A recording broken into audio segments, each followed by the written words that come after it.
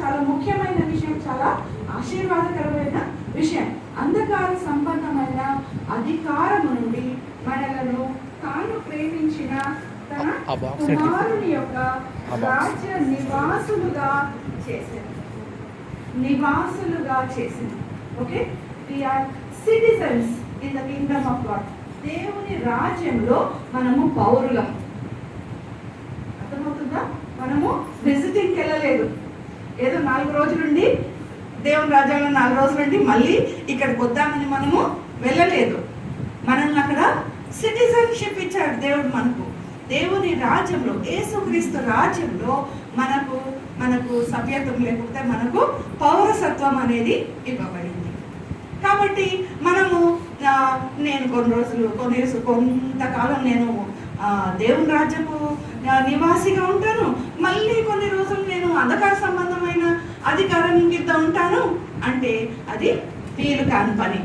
Okay, మనము రక్షణ పొందినప్పుడు, యేసు ప్రభువును మన సొంత రక్షకునిగా స్వీకరించినప్పుడు దేవుడు మనలను అంధకార సంబంధమైన అధికారము నుండి మనల్ని విడిపించి యేసుక్రీస్తు రాజ్యంలో నివాసులంగా చేశాడు. ఓకే, అంధకార సంబంధమైన అధికారము మన మీద ఉన్నప్పుడు జరిగింది ఏంటి అనే విషయాన్ని కొంత ఆలోచిద్దాం. అంధకార సంబంధమైన అధికారం కింద మనం ఉన్నప్పుడు మనం ఏం చేసాం? మనం ఎలా ఉన్నాము? పాపమునకు దాసులమై ఉన్నాం.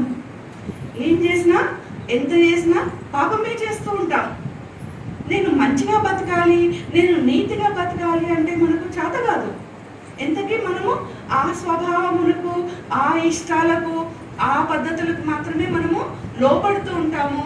మనం ఆ పనులే చేస్తూ ఉంటాం కదా. చాలా మంది మనం చాలాసార్లు నేను ఇది మానేయాలి, నేను ఇది చేయకూడదు అని మనం కొన్ని తీర్మానాలు చేసుకున్నాక మళ్ళీ ఏమవుతుంది? అయ్యయ్యో, నేను ఫెయిల్ అయిపోయానే, నేను ఈ పని చేయకుండా ఉండలేకపోతున్నానే అని అనుకుంటాం కదా.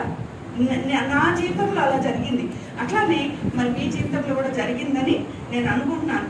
ఓకే, సో ఇక్కడ చూస్తే విడుదల చేసి తాను ప్రేమించిన